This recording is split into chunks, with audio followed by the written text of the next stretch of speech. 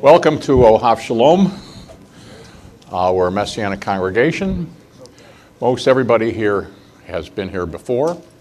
Nevertheless, I want to welcome those who have been here before and those who are not. A Messianic congregation is a place where Jews and Gentiles come in a common belief. And that belief is that we're a two Testament congregation, both the Old Testament and the New Testament. Well, you say, well, you mean it's all one book? That's exactly right. It's all one book. It was always meant to be one book. And yet it got divided into two separate religions. And that was a very unfortunate event. In the beginning, it was all one faith. But what happened was, human nature being what it is, it divided into groups because in the year 135 AD, or CE, there was the event of the Bar Kokhba rebellion, and if you could not swear that Bar Kokhba was the Messiah, then you were ejected from Judaism. Also, there was an event in 70 AD when the temple was destroyed.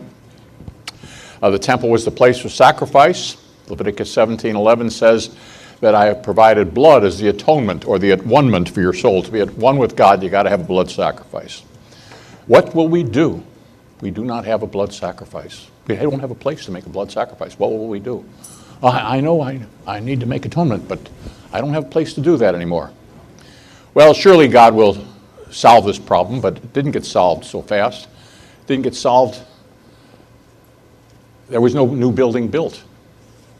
And so the believers who believed in Yeshua, who later became known as Jesus, they said, well, look, we don't, that whole sacrificial system has been satisfied by one perfect sacrifice on behalf of all of humanity.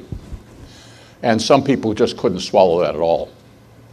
And so, still being a sect within Judaism, the believers became known as the Notzrim,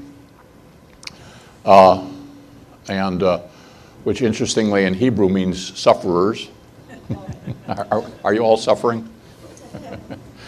So that made it a separate sect based on this issue of sacrifice. But then the final sociological separation came in 135 AD, and now groups really politics started taking over, where each group was upping one and downing the other, playing to the crowd, and separating.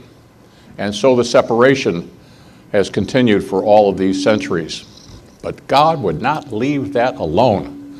God intended that there would be something to solve this, that there had been a lot of paganisms bred into the faith, and a lot of idolatry from the rabbinical codes that was all man-made wisdom, and God was not going to have his faith polluted like that.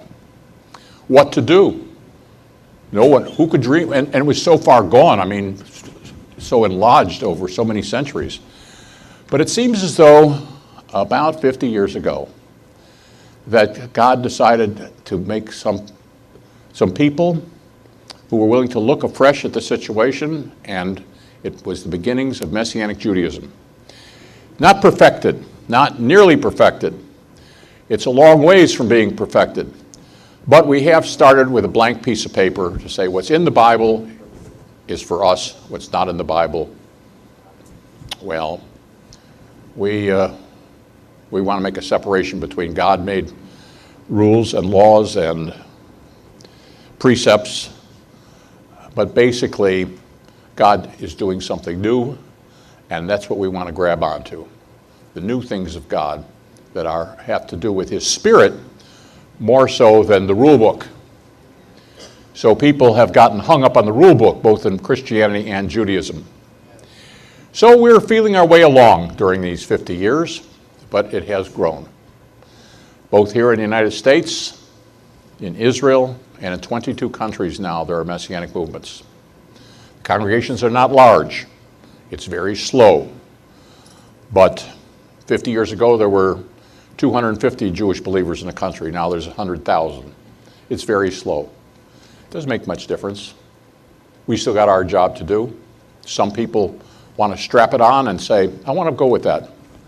It may not see much overwhelming response, but nevertheless, I gravitate to it, and that's my calling. That's why I'm here. That's why I'm speaking to you. And now, with that introduction,